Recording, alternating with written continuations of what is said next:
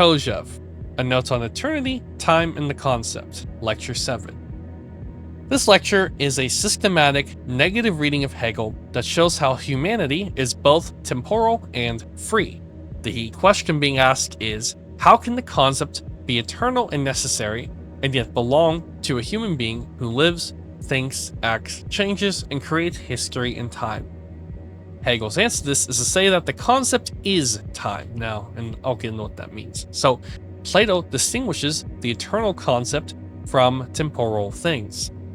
Real dogs change and die, but the concept dog does not. Therefore, it exists in an eternal realm of ideas. Aristotle innovates on this, however, and says that perhaps this concept is not in eternity, but in time. In Heraclitus, in the river of Heraclitus, there are permanent eddies. While the river is constantly changing, an eddy can persist through that change. Individual dogs, for another example, are born and die, but the species dog still persists.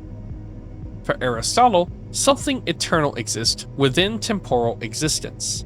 His system gives an explanation of life in a biological conception of the world, but the limitation of this is that he can only explain man as animal, but not man as historical individual.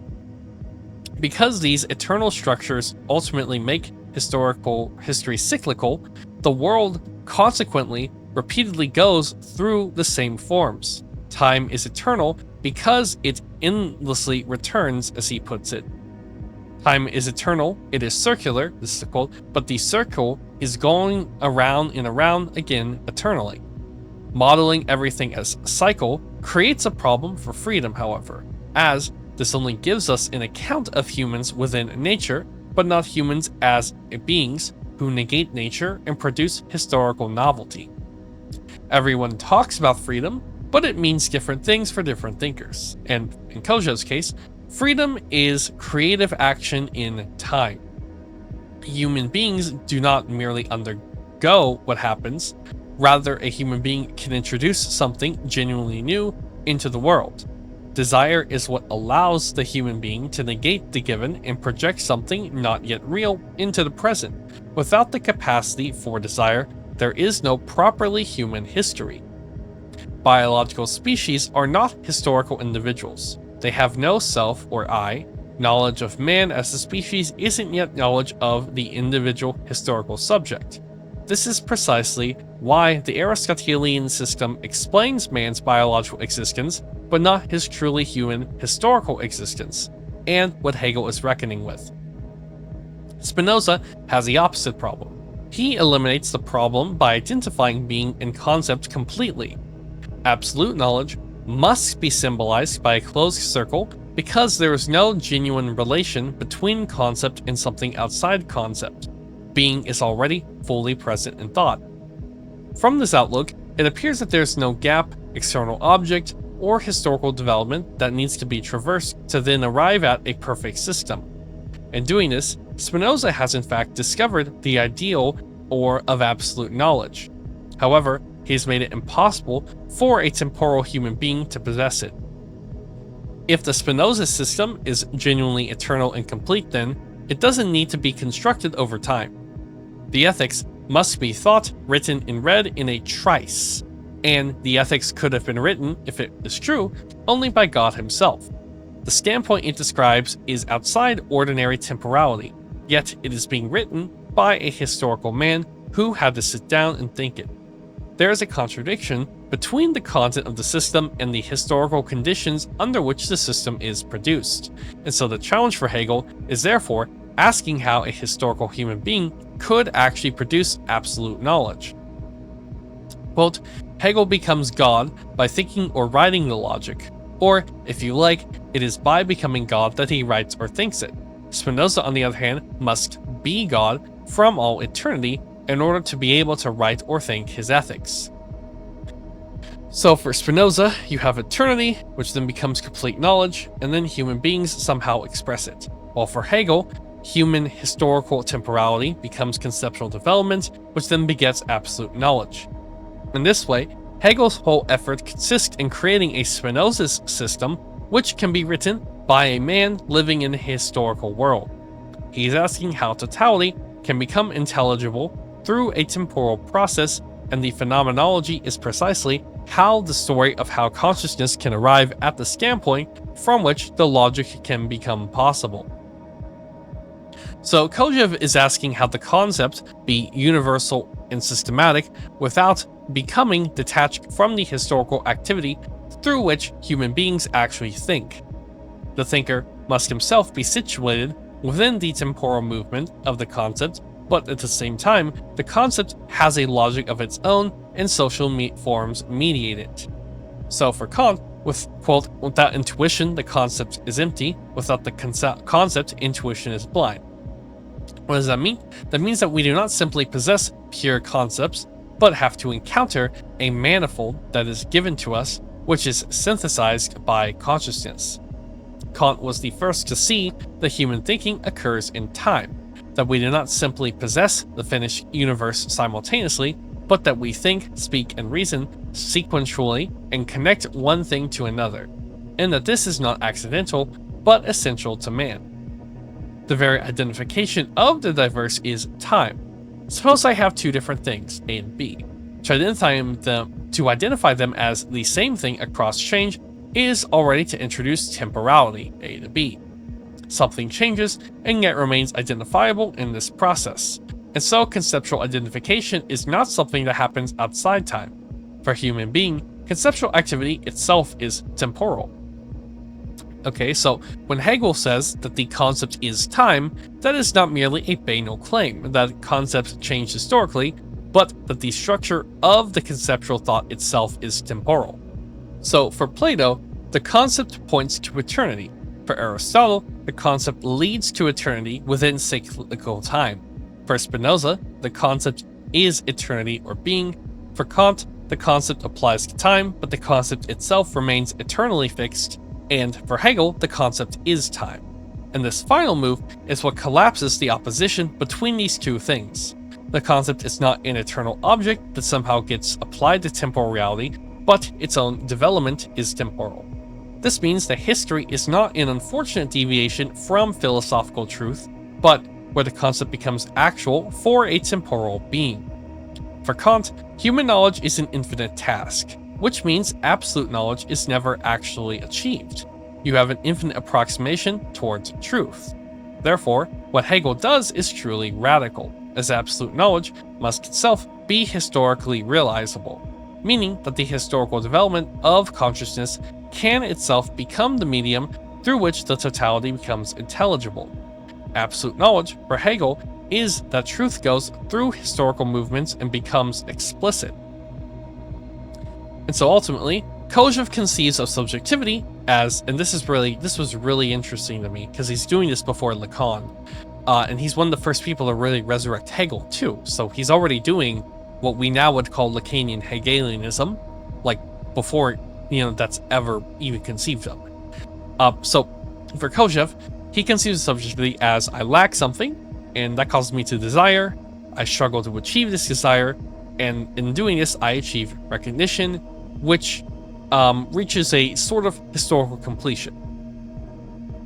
Although I would say that in actuality, I lack, and so I desire, I pursue the object, and I end up discovering that lack is structurally constitutive of me, and there's no positive object that fills it. That's my disagreement with Kojeve here. So in this, you have desire introduces an absence or futurity into the presence.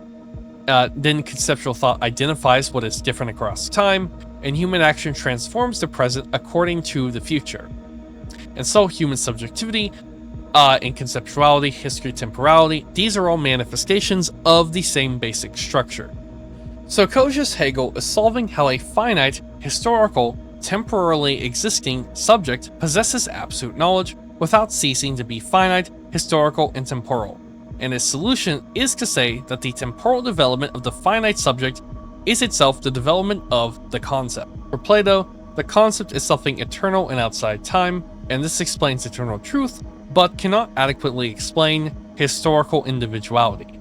For Aristotle, eternity exists within cyclical time, and this explains biological life, but makes genuine historical freedom impossible. For Spinoza, he perfectly systemizes knowledge, but his system is only accessible by God, which I guess might be, I'm assuming, why he argues everyone is God or something. Because only God could actually possess an objective, omnipotent kind of view. And by the way, as a side note, I do want to say that a lot of people criticize postmodernists in a very bad way. They argue they're like full relativists, nihilists, blah blah blah, and they're just totally wrong. Like, none of these postmodernist people are really that relativistic at all, actually. In fact, I would say my main criticism of postmodernists is that they are pseudo-objectivists. They're quasi-objectivist, basically. So, take for example Bruno Latour. If you really look at Bruno Latour, Latour people say I'm right, and then when I'm like, oh, well, that's why I disagree with them, they say I'm wrong. That this happened to me twice. It's like, he's an empiricist. Like, he's reifying empirical reality. Not empirical reality. He's reifying, like, social structures and trying to argue that there is no, like, there's no base and superstructure or whatever. I know that's a metaphor, but Latour, it's like, he's saying that there isn't, like, systems, basically, with these contradictions at all. There's just networks of actors. It's like, that's what Ayn Rand believes, you know? So it's like, I don't know, maybe it might seem like a lazy criticism, but I'm being brief, but I mean, I looked at Latour. I'm gonna probably cover Latour. I'm gonna do like maybe a Latour week or something in the near future, but they're objective. They're quasi-objectivist is the problem with postmodernists. They're not because they're not relativistic enough, I suppose. I don't know if it's that, but just they're not actually. My issue with them is not that they're too relativistic and they don't ground things. That's like a lazy criticism. That's like just dumb and wrong. They do ground things. They just don't ground things in like metaphysical concepts. But the problem is because they reject that entirely, they're actually not relativistic whatsoever. There's not enough relativism in postmodernist, and there's actually more in, you know, in these foundationalists, in quotes, philosophers. Anyways, so for Kant, the concept itself remains eternally fixed. The concept is something that is eternal, but applied to temporal intuition. And this explains human finite knowledge and freedom better, but absolute knowledge becomes an infinite task. And by the way, I also know sometimes when I try to explain Hegel to people, I feel like they get confused and they think I'm explaining this. I need to work on that. But anyways, back to my notes. So for Hegel, the concept is time. And this final move is what collapses the opposition between these two things.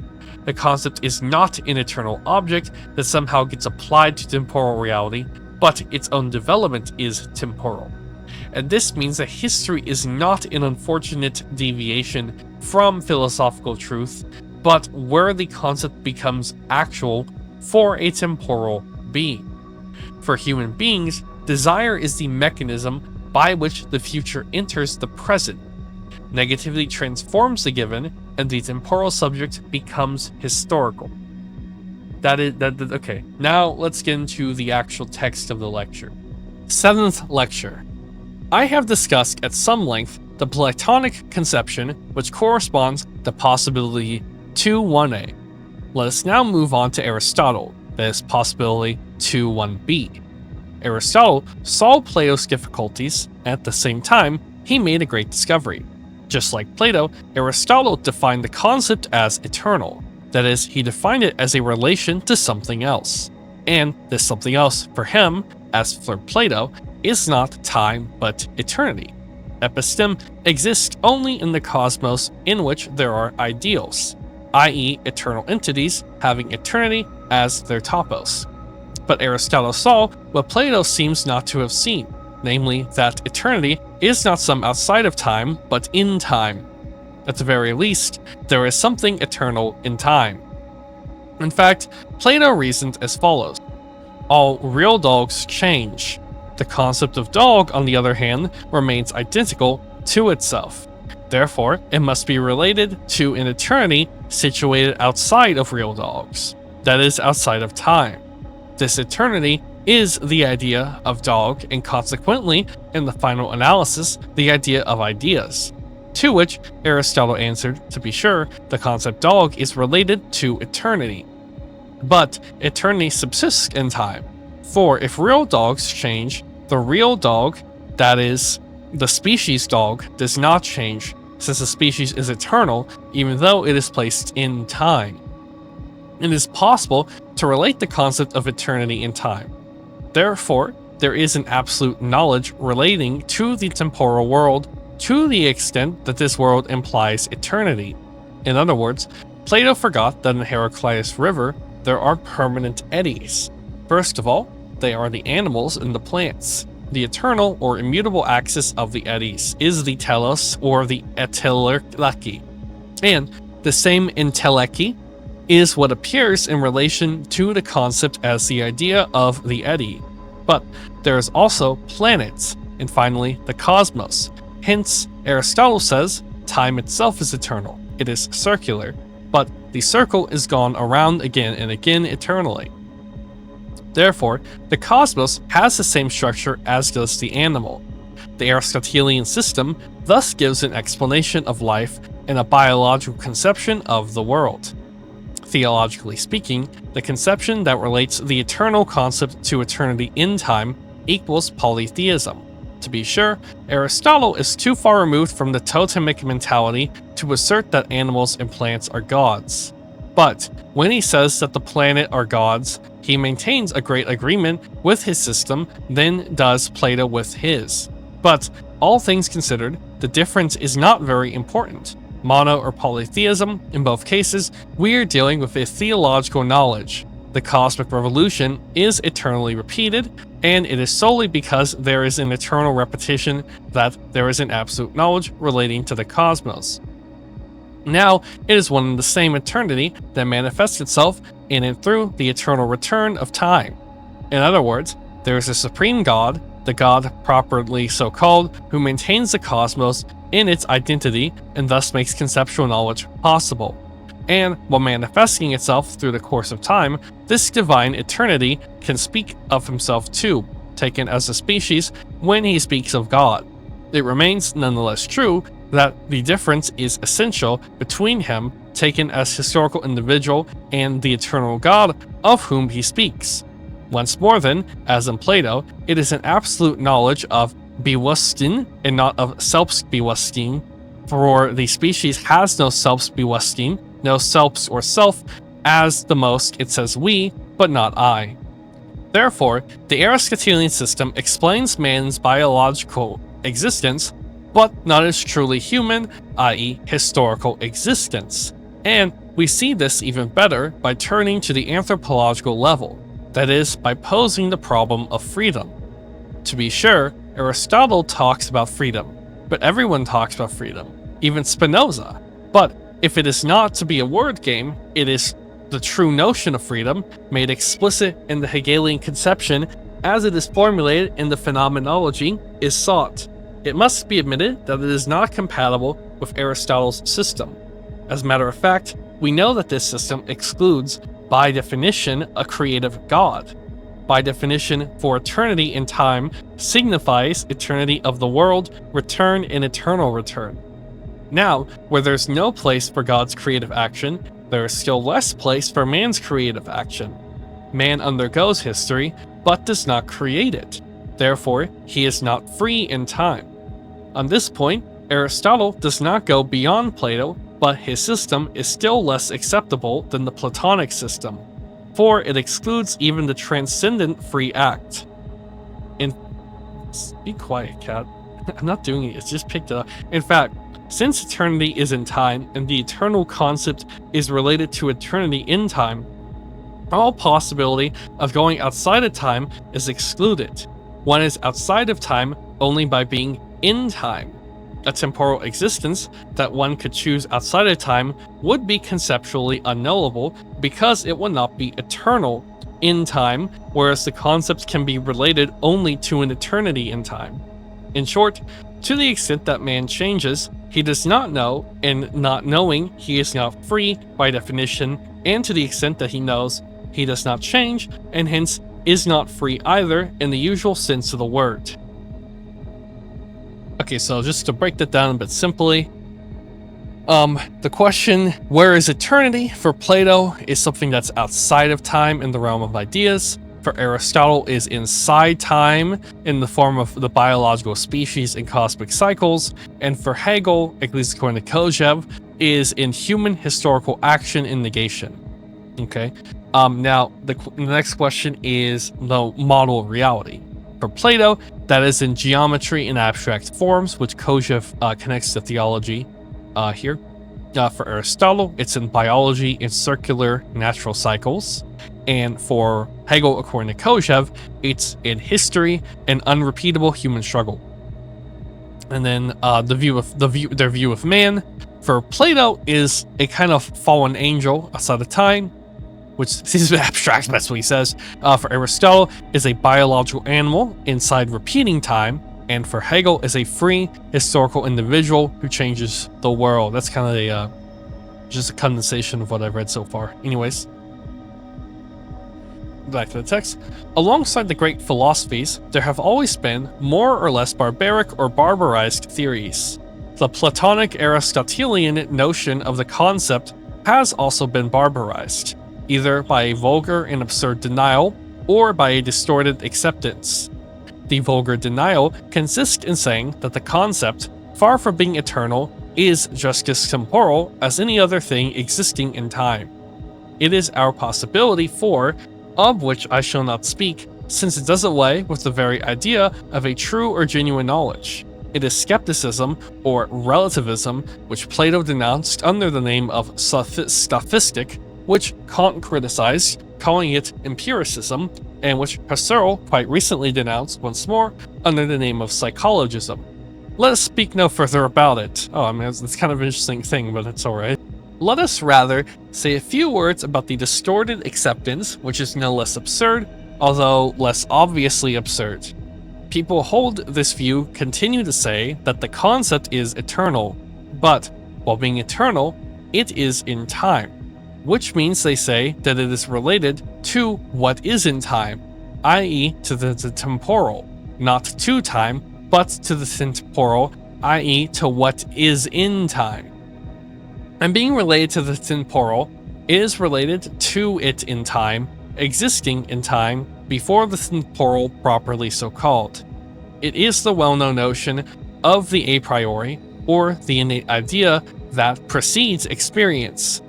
This a priorism, called dogmatism by Kant, is what the famous first sentence of the introduction to the Critique of Pure Reason is directed against.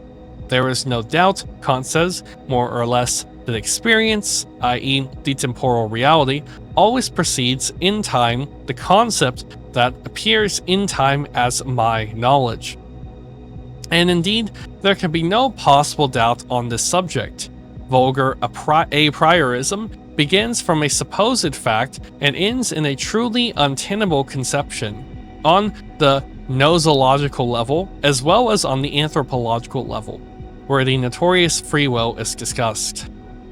One need only develop this a priorism somewhat in order to come either to skepticism or relativism, or to Kant, or finally to the return to Plato and Aristotle. Kant, like every other philosopher worthy of the name, knows full well that the concept can neither be defined as temporal, nor be related to the temporal, which, by the way, amounts to the same thing. For him, as for Plato and Aristotle, the concept is eternal. Now, being eternal and not eternity, the concept must be related to something, and related in the strict sense of the term. That is, related to something other than itself. But, seeing the difficulties that Plato and Aristotle encountered by relating the eternal concept to eternity, Kant had the unheard of audacity to relate it to time, and not, of course, to the temporal, i.e. to what is in time. The whole Kantian conception is summed up in this celebrated sentence: without intuition, the concept is empty; without the concept, intuition is blind. But before speaking of this Kantian formula, I want to mention in a few words another solution to the problem, namely Spinoza's. As I have already said, Spinoza's system is the perfect incarnation of the absurd, and that is why, when one tries to realize his thought, as we say, one experiences the same feeling of dizziness as when one is faced with a paradox of formal logic or set theory. Now, a particularly curious thing. Absolute error or absurdity is, and must be, just as circular as the truth. Thus, Spinoza's and Parmenides' absolute knowledge must be symbolized by a closed circle, without a central point, of course. And in figure 12, which is a circle with an arrow pointing up, that's how it's drawn. Indeed, if Spinoza says that the concept is eternity, whereas Hegel says that it is time, they have this much in common. The concept is not a relationship, or, if you like, it is in relation only to itself. Being and conceptual thought are one and the same thing. Parmenides said, thought, or the concept, is the attribute of substance, which is not different from its attribute, Spinoza says. Therefore, in both cases, that is, in Parmenides Spinoza and in Hegel, there is no reflection on being. In both cases, being itself is what reflects on itself and in through, or better yet as, concept. Absolute knowledge that reflects the totality of being, therefore, is just as closed in itself, just as circular as being itself in its totality. There is nothing outside of the knowledge as there is nothing outside of being, but there is an essential difference. Parmenides and Spinoza's concept being is eternity, whereas Hegel's concept being is time. Consequently, Spinoza's absolute knowledge too must be eternity. That is to say, it must exclude time. In other words, there is no need of time to realize it. The ethics must be thought, written, and read in trice, and that is the thing's absurdity. Plotinus, however, accepts this consequence. This absurdity was already denounced by Plato in his Parmenides. If being is truly one, or more exactly, the one, i.e., if it excludes diversity, and therefore all change, i.e., if it is eternity that annuls time, if I say being is the one, a man cannot speak of it, Plato remarks, indeed, discourse would have to just be as one as the being that it reveals, and therefore could not go beyond the single word one. And even that.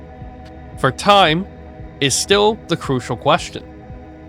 Discourse must be intemporal. Now, if he has not the time, man cannot even pronounce a single word. If being is one, or what amounts to the same thing, if the concept is eternity, absolute knowledge reduces for man to absolute silence. I say for man, that is, for the speaking being that lives in time and needs time in order to live and to speak, i.e., in order to think by means of the concept. Now, as we have seen, the concept as such is not, or at least does not seem to be, necessarily attached to time. The universe of concepts or of ideas can be conceived of as a universe of discourse, as an eternal discourse in which all the elements coexist. This is what Plotinus says, and as a matter of fact, there are, it seems, non-temporal relations between concepts. All Euclid's theorems, for example, exist simultaneously within the entirety of his axioms, and Plotinus insists on this fact. Hence, there would be a non-temporal discourse. The idea of the Spinozist system, then, is not absurd. Quite simply, it is the idea of absolute knowledge. What is absurd is that this system is supposed to have been fabricated by a man who in actual fact needed time in order to fabricate it. Accordingly, in Plotinus, this system belongs to the eternal intelligence.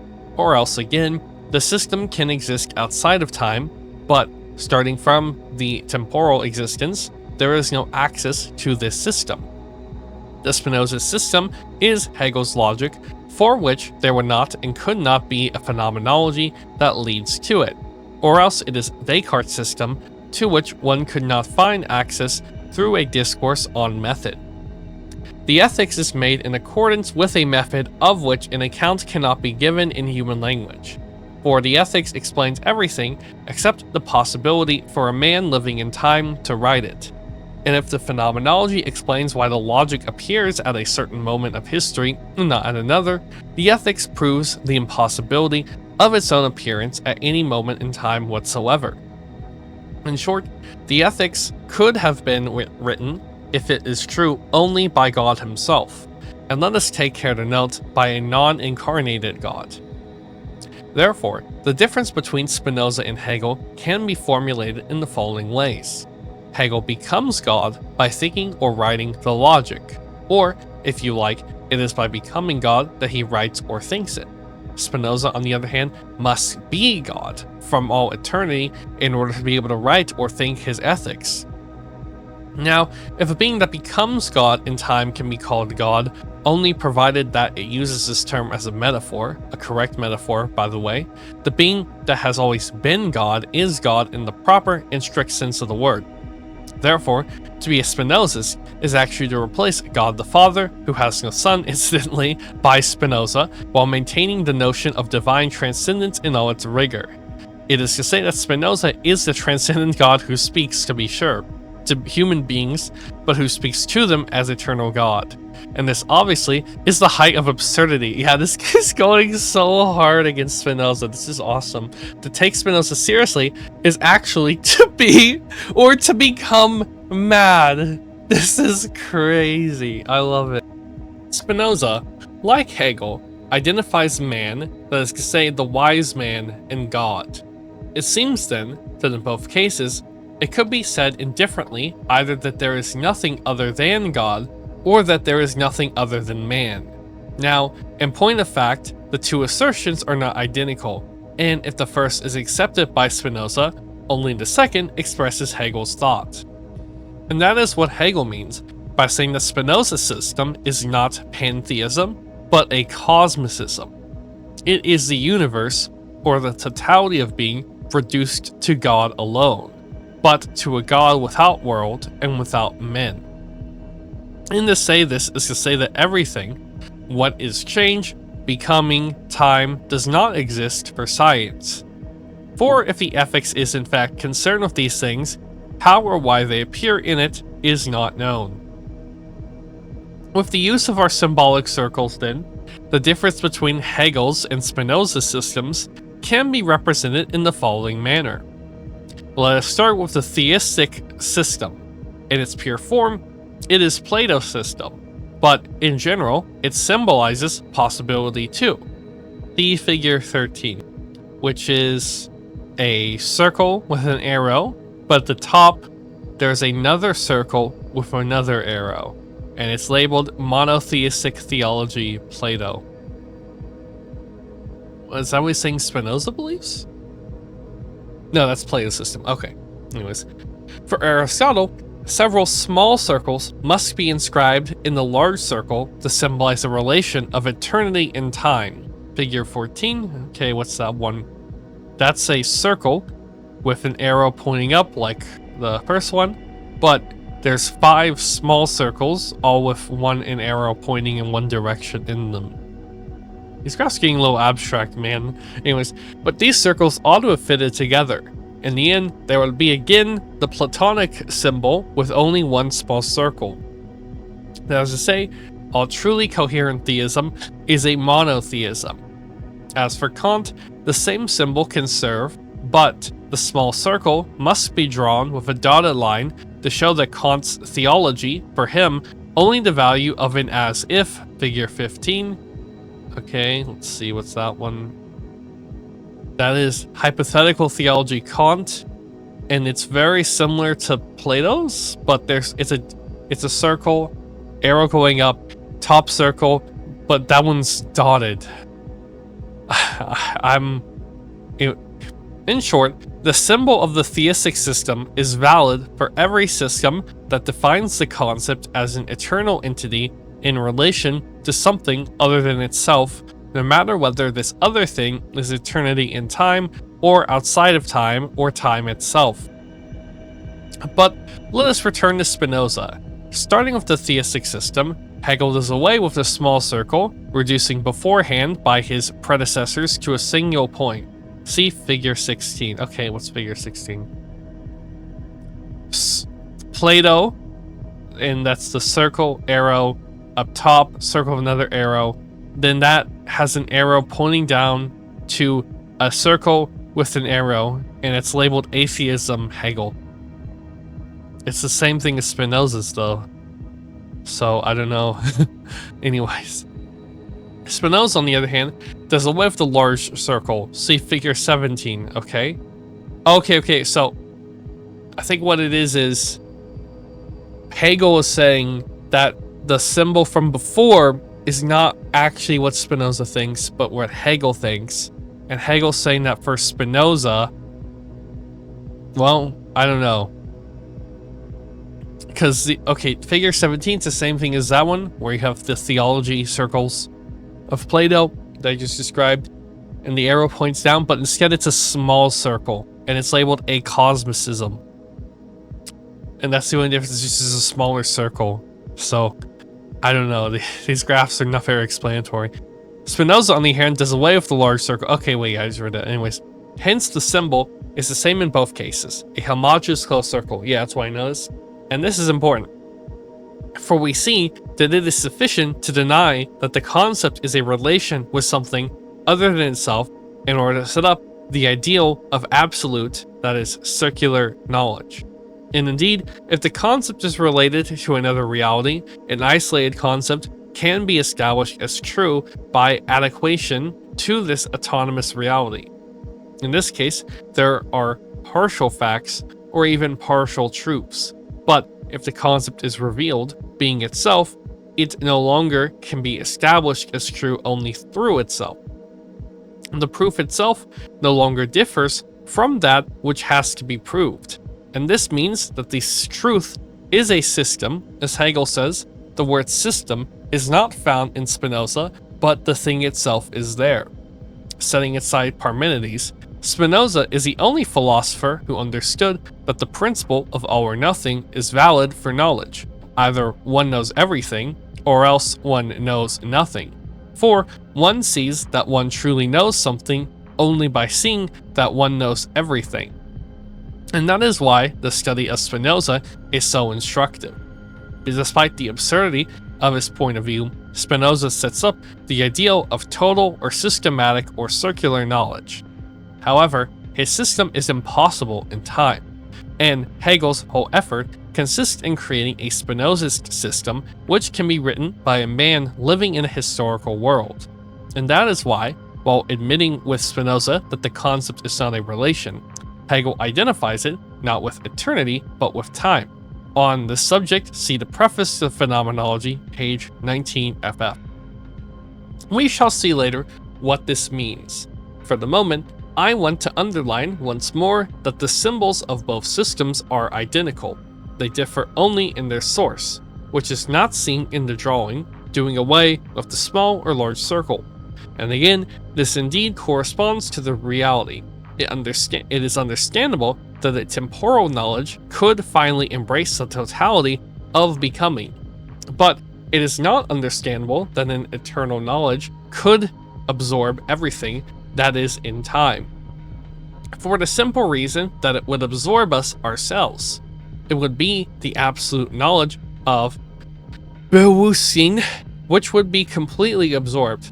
Selbstbewusstsein, and this, obviously, is absurd. I shall stop here. To know what the identification of the concept with eternity means, one must read the whole Ethics. Oh no. Anyways, let us proceed or return to Kant. Kant agrees with Plato and Aristotle, in opposition to Parmenides, Spinoza, and Hegel, that the concept is an eternal eternity, in relation with something other than itself. However, he relates this eternal concept not to eternity, but to time. We can say, moreover, that Kant defines the concept as a relation precisely because he sees the impossibility of Spinozism, just as Plato had done to avoid the impossibility of elitism. Perhaps he did not read Spinoza, but in a transcendental deduction of the categories and in the schematismus, he says why the Spinoza's conception of knowledge is impossible. It is impossible because for us, that is for man, without intuition, the concept is empty. The Parmenidean, Spinozist, and Hegelian concept, which is not in relation with a being other than itself, but which is being revealing itself to itself, this Parmenidean Spinoza's concept is called the transcendental I, or the transcendental synthesis, der Apperception in Kant. Transcendental in Kant means that which makes experience possible. Now, experience is essentially temporal, and everything that is temporal belongs to the domain of experience. Transcendental therefore means that which makes the temporal as temporal possible. Kant says that the transcendental entity is before time or outside of time. Hence, the transcendental is eternal, or as Kant himself says, a priori. This is to say, it precedes the temporal taken as temporal. To say that there is episteme, absolute knowledge, truly true truth, is to say that there are universally and necessarily valid concepts. That is, concepts that on the one hand are valid at every moment of time, and on the other hand exclude time from themselves. That is, can never be modified. Therefore, it is to say that there are a priori, or transcendental, or eternal concepts. Now, the eternal concept, like every other eternal entity, is not eternal in and by itself. It is eternal by its coming from eternity, by its origin. Now, the origin of the eternal concept is the transcendental I, or the transcendental synthesis. This I, or the synthesis, therefore, is not eternal. It is eternity. Therefore, Kant's transcendental self-consciousness is Parmenides' substance, conceived of as spiritual subject, that is, God. It is the real eternity which reveals itself to itself in and by the concept. It is the source of all being revealed by the concept and the source of all conceptual revelation of being. It is the eternal source of all temporal being. However, Kant says, we men can say of the transcendental I that it is, and that it is one, but that is all we can say of it. In other words, Kant accepts the Platonic critique of Parmenides. If the concept is eternity, then absolute knowledge reduces to the single word, eve or ev or of, and there is no possible discourse. Moreover, strictly speaking, one cannot even say of the transcendental I that it is and that it is one, for as we shall see soon, the categories of being and quantity cannot be applied in this case. Therefore, the most that can be said is that it is something and not nothingness. But one cannot say that it is a thing having such or such qualities now, this being of which one can only say that it is in a sign, which, as Hegel will say, does not differ from nichts, from nothingness. The Parmenidean Spinoza's system is therefore impossible. Kant says, the essential self-conscious unity of eternity has 12 aspects, which are the 12 famous categories concepts. These 12 aspects of eternity are obviously eternal. They precede everything, that is, in time, they are before time. Hence, they are valid at every movement of time, and since they exclude time, they cannot be modified. They are a priori. Now, Parmenides and Spinoza's error, or illusion, consisted in this. They believe that the eternal, which comes from eternity, reveals this eternity by determining it, that is, by qualifying it. For Parmenides and Spinoza, the concept's categories are attributes of the one which is and can be attributed to it. Now for Kant, none of this holds true. None of this holds true because it is impossible, and at the end of stanza 16 of the second edition of Critique of Pure Reason, Kant explains why.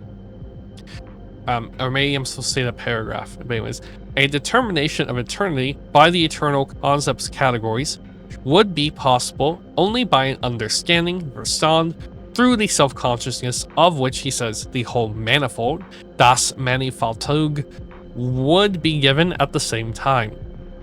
Or else, again, by understanding such that the objects of its representations exist through the sole factor of the existence of these representations themselves.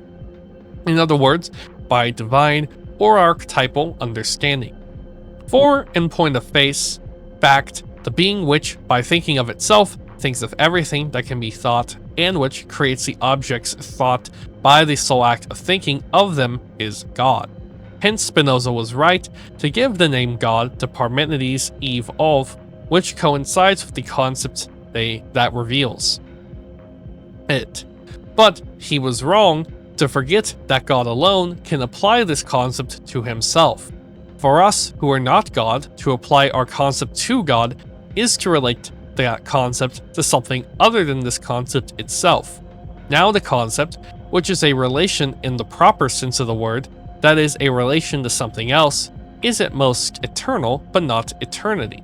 This is to say, either the very basis of Spinozism is false, the concept is not eternity, or else, if the concept is eternity, only God can be a Spinozist. To assert that one is not God and to write the ethics is not to know what one is doing. It is to do something of which one cannot give an account, to do something absurd.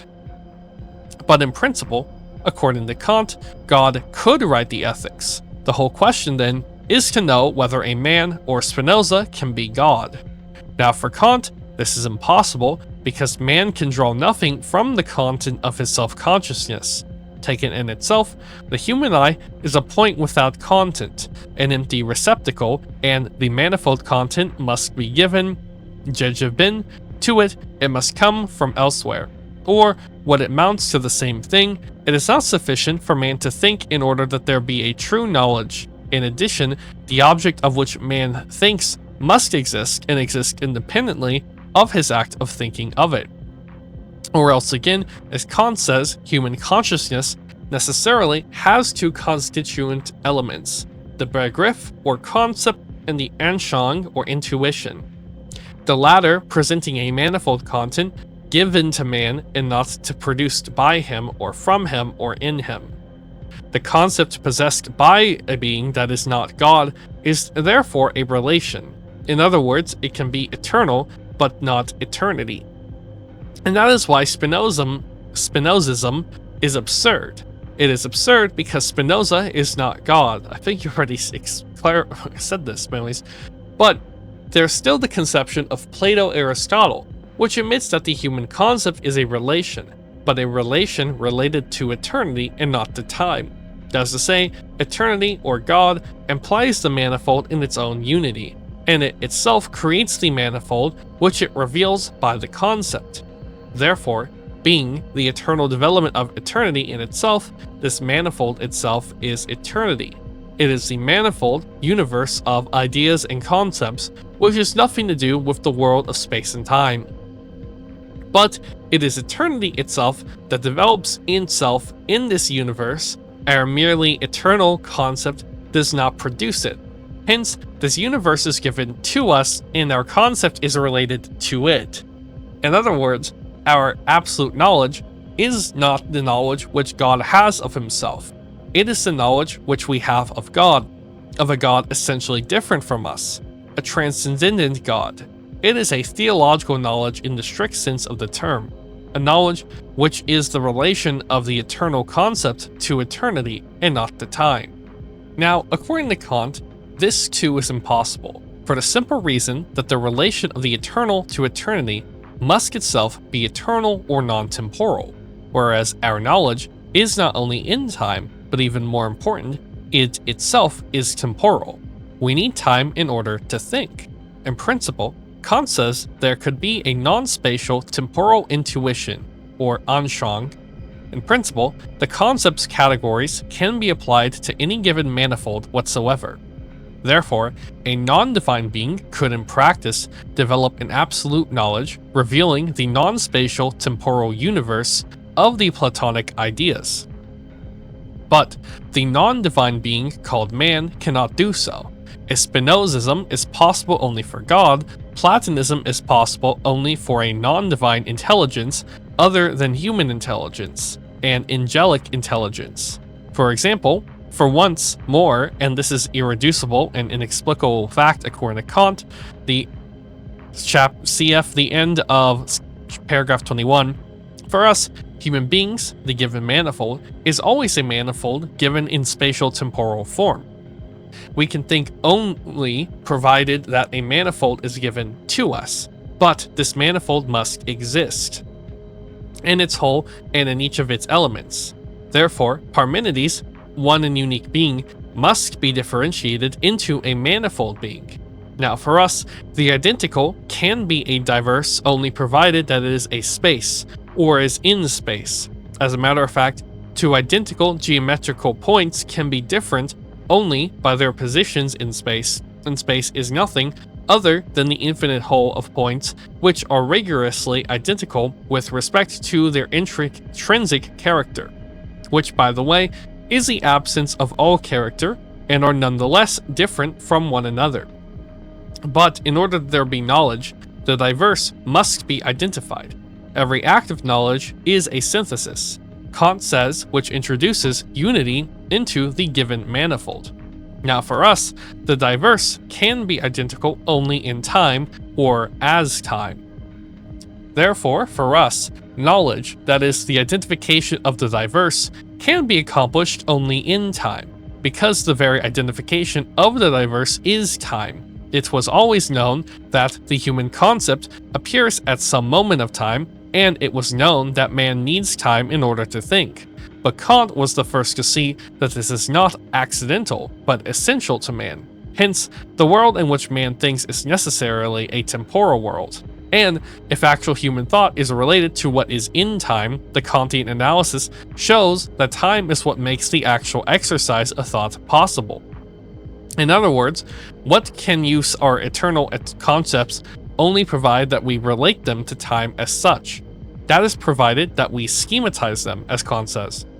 Therefore, the transcendental I, which is simply self-consciousness, is Spinoza's God, and we can say nothing about it. The transcendental I, source of the categories concepts which are related to a non-spatial temporal manifold, i.e. to an eternal manifold, is the I as it was conceived of by Platonic, Aristotelian, or pre-Kantian philosophy in general.